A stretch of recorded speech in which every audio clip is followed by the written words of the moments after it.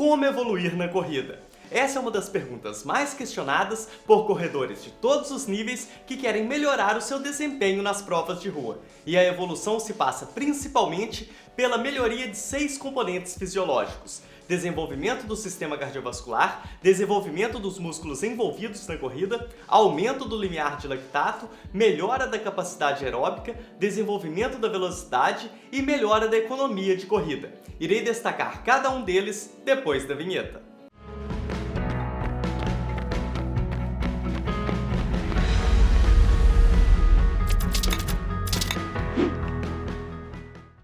Olá, corredores! Eu sou o Jaime e hoje irei destacar esses 6 componentes fisiológicos que são de grande importância para a melhoria do seu desempenho nas corridas de rua. Além disso, destaco os tipos de treino que irão ajudar na evolução de cada um desses componentes. Sem enrolação, vamos direto ao ponto. 1. Desenvolvimento do sistema cardiovascular. Devemos pensar nesse ponto, como o próprio nome diz, como um sistema, composto pelo coração, que funciona como uma bomba, e pela rede de vasos, que transporta o sangue para todas as partes do corpo. A função do sistema cardiovascular durante a corrida é de fornecer a quantidade necessária de oxigênio aos músculos, que fica cada vez maior conforme a pessoa vai ficando mais condicionada. A eficiência no funcionamento desse sistema é dado pela potência do coração, pela quantidade de oxigênio que o sangue consegue transportar e pela facilidade que o sangue tem para viajar pelos vasos sanguíneos. Irei dar um enfoque aqui rapidinho em cada um desses 3 fatores. Primeiro fator, a bomba cardíaca. Existe uma equação bem simples para determinarmos o volume de sangue que o coração consegue bombear em determinado período de tempo, que é chamado de débito cardíaco. É dado pela multiplicação da frequência cardíaca, que pode ser considerada a quantidade de vezes que o seu coração bate por minuto, pelo volume sistólico, que é a quantidade de sangue que é bombeada a cada contração. Vou aqui dar um exemplo. Se o coração de um adulto não treinado tem uma frequência cardíaca de 74 batimentos por minuto e bombeia 70 ml de sangue por contração, teremos dessa forma um débito cardíaco de 5.180 ml, que vamos arredondar aqui para 5,2 litros de sangue bombeados por minuto. Com alguns meses de treinamento, o músculo cardíaco da pessoa fica mais forte e consegue bombear um maior volume de sangue por contração. Voltando ao exemplo, essa mesma pessoa precisa bombear a mesma quantidade de sangue, só que agora, com o treinamento, tem a capacidade de bombear 80 ml por contração. Logo, ao invés dos 74 batimentos por minuto, agora ela consegue bombear a mesma quantidade de sangue com apenas 65 batimentos por minuto. Você mesmo vai notar que em repouso a sua frequência cardíaca é menor conforme vai avançando na corrida, em relação ao que era antes de ter começado a correr. O segundo fator que eu disse é a capacidade de transporte de oxigênio pelo sangue. A quantidade de oxigênio que o sangue consegue transportar depende da concentração de hemoglobina. Cada grama de hemoglobina consegue transportar 1,34 ml de oxigênio. Ou seja, se no seu exame de sangue você viu lá um valor de 15 gramas de hemoglobina por 100 ml de sangue, você conseguiria transportar cerca de 20 ml de oxigênio por 100 ml de sangue. Mas esse cálculo só é válido para uma saturação de oxigênio de 100%, o que não corresponde à realidade, que a nível do mar encontra-se por volta dos 97%. O assunto saturação de oxigênio ficou em evidência com a pandemia, pois a doença pode fazer a saturação da pessoa atingir valores bem baixos. Até mesmo os relógios esportivos e inteligentes nos últimos tempos começaram a ter a função de oxímetro para medirem a saturação de oxigênio. Você já deve ter ouvido que alguns atletas profissionais costumam treinar na altitude para depois competirem melhor a nível do mar. Eles fazem isso com a ideia de que o treinamento em altitude leva ao aumento da concentração de hemoglobina e dessa forma obtém um melhor desempenho durante a prova.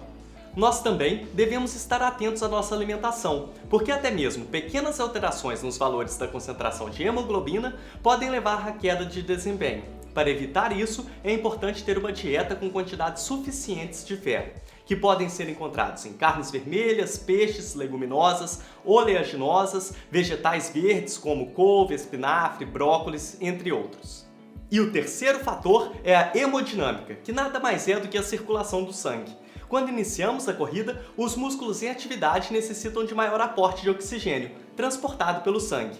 Para isso, os vasos sanguíneos aumentam de tamanho para reduzir a pressão e o coração bate mais forte mais rápido, aumentando a pressão. Essa diferença de pressão entre a bomba cardíaca e o intestino, que são os músculos em atividade, faz o sangue fluir mais facilmente. Para maior eficiência, o sangue é desviado dos sistemas com menor necessidade naquele momento, para focarem na corrida. Por isso, você não deve ter o estômago cheio, porque senão teremos um conflito entre o sistema digestivo, que está no processo de digestão da comida, com o sistema muscular, que precisa do aporte sanguíneo para o movimento. Um outro fator que interfere na hemodinâmica é a viscosidade do sangue, que não sofre grandes alterações sobre condições normais. Todavia, em caso de desidratação, o sangue fica mais espesso, por causa da perda parcial de plasma sanguíneo, que é a parte líquida do sangue composta principalmente por água. Por isso, a importância de uma hidratação adequada visando o rendimento. Os treinos mais adequados para o desenvolvimento do sistema cardíaco são os treinos leves, que normalmente são a maioria do seu treinamento semanal. 2. Desenvolvimento dos músculos envolvidos na corrida. Durante a corrida, o sistema cardíaco trabalha no fornecimento de combustível e na remoção de metabólitos, como o dióxido de carbono e o ácido lático, para beneficiar os músculos envolvidos na corrida. Muitas adaptações ocorrem dentro das células musculares, bem como ao redor dessas células. Dentro delas destaca o aumento da quantidade e do tamanho das mitocôndrias, que são as usinas energéticas presentes em nossas células, e também acontece um aumento da atividade das enzimas oxidativas, que melhora o processamento do oxigênio que chega até as células musculares. E ao redor delas temos uma maior rede de capilares sanguíneos, que são pequenos vasos que são criados para melhorar a perfusão de sangue para as células musculares.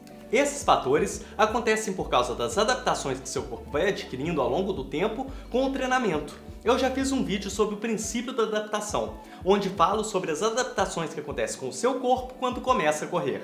Lá no vídeo, isso está mais completo e detalhado. Para assistir, você pode clicar aqui no card ou no link que deixarei na descrição, para poder assistir ao final desse vídeo aqui.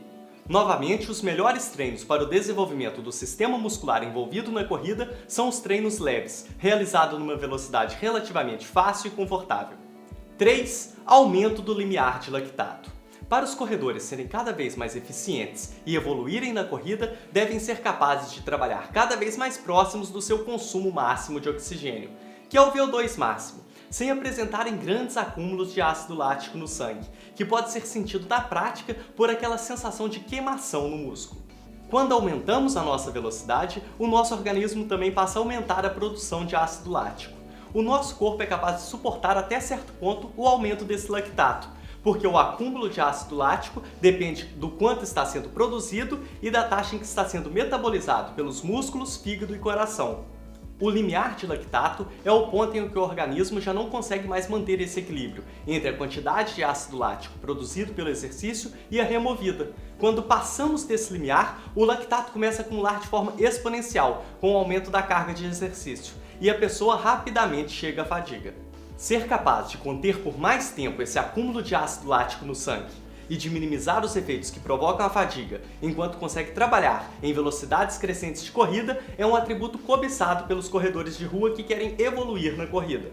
E o treinamento no limiar, como os treinos ritmados ou tempo run, são os mais eficientes para o aumento do limiar de lactato.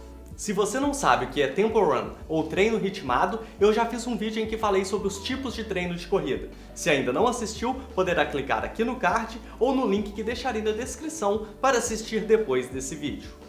4. Melhora da capacidade aeróbica. As melhorias dos componentes anteriores aumentam a capacidade do organismo de consumir oxigênio.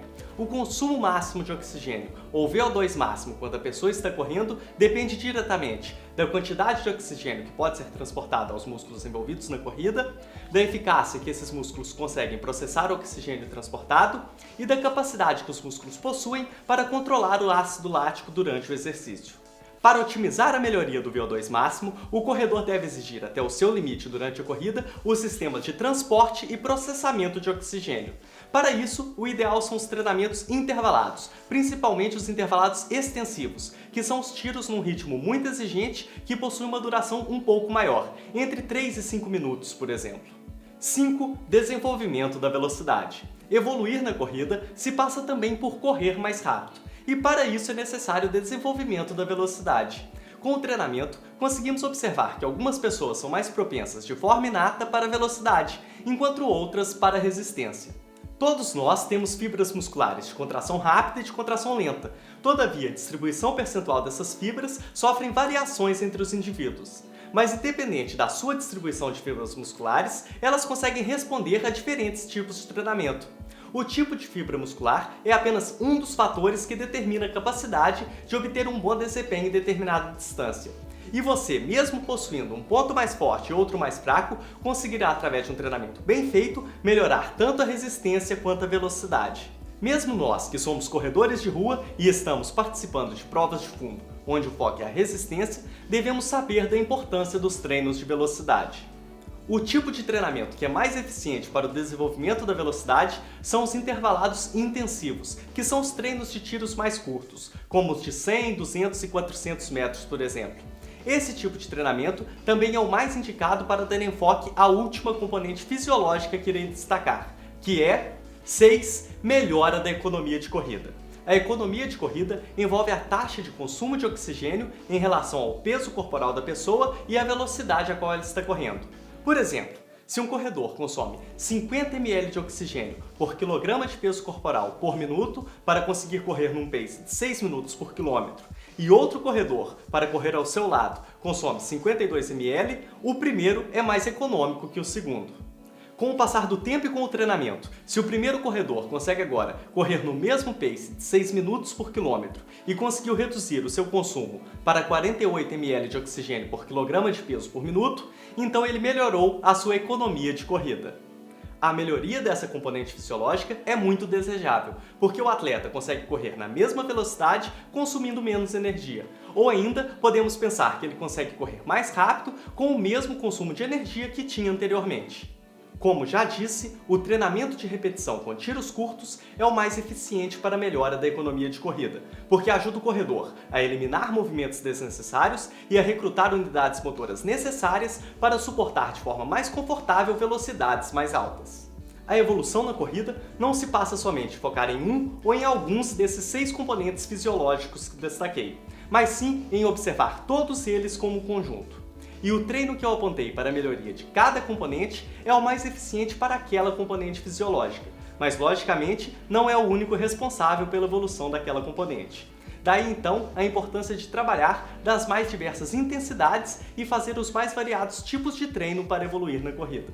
Mas e você aí? O que busca atualmente para evoluir na corrida? Velocidade, resistência? Conte aqui nos comentários. Se gostou desse vídeo, já sabe muito bem o que fazer, não é? Isso ajuda com que o YouTube entenda que o conteúdo é bom e entregue esse vídeo a mais pessoas. Se quiser saber das novidades do Pronto para Correr, pode seguir as redes sociais que estão aparecendo aqui na tela. E se você é novo por aqui e quiser acompanhar todo o conteúdo que é produzido, espero poder contar contigo como inscrito aqui do canal. Espero que você consiga evoluir na corrida através desses pontos que destaquei e que fique cada dia mais pronto para correr.